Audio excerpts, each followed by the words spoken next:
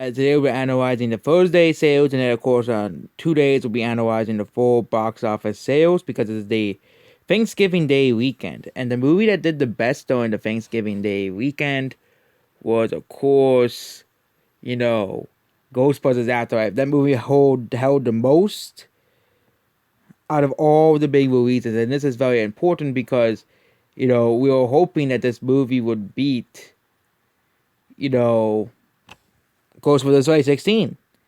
Because Ghostbusters 2016 was a big travesty, and it looks like because of Thanksgiving, this movie is going to beat Ghostbusters 2016, which did not have Thanksgiving Day to help it.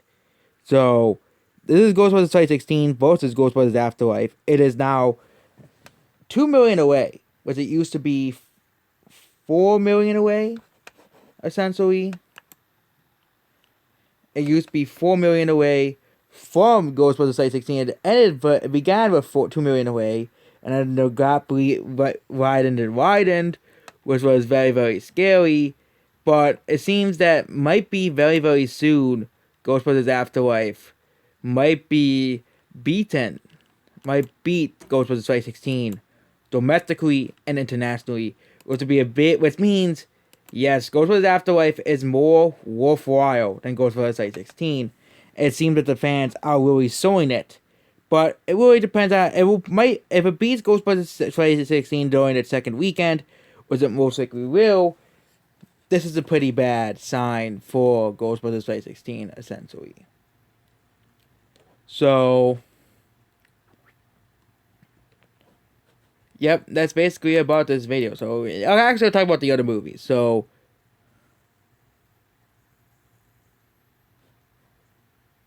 yeah.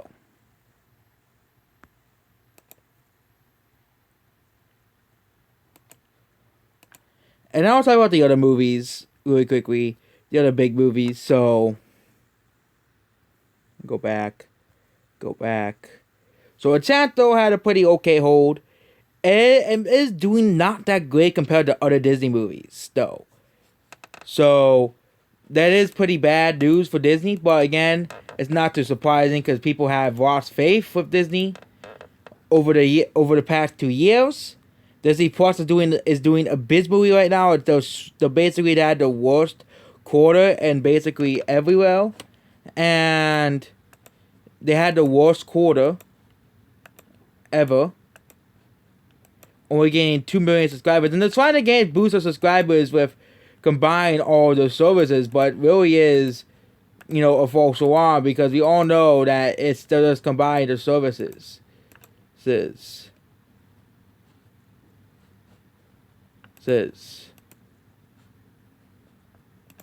And House of Gucci is having a pretty good hold, which is good for non-franchise movies. House of Gucci is doing pretty well for a non-franchise movie, and but Enchanto is Disney, so we can't really count Enchanto because it's a Disney release.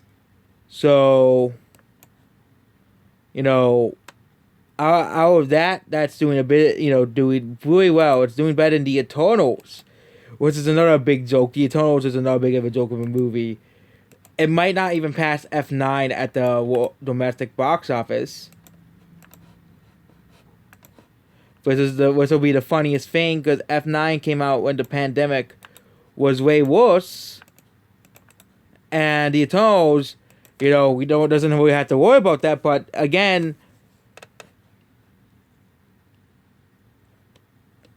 the Eternals is doing abysmally as well. Might make money at the end.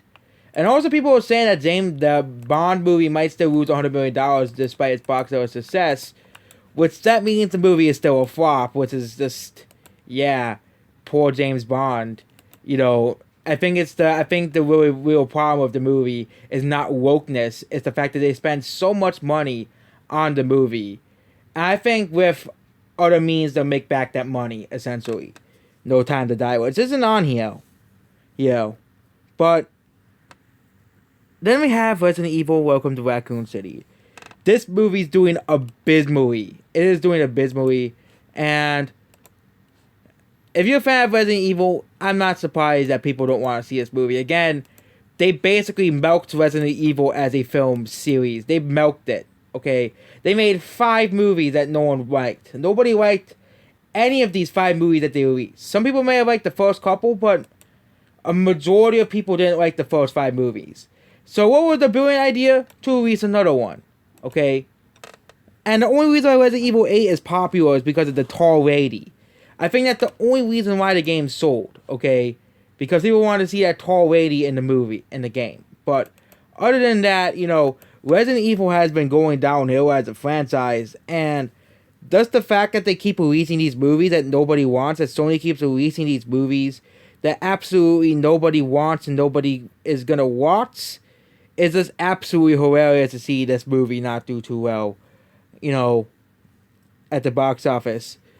It dropped 59%, which is pretty funny, basically. And yep, this movie is doing abysmally at the box office.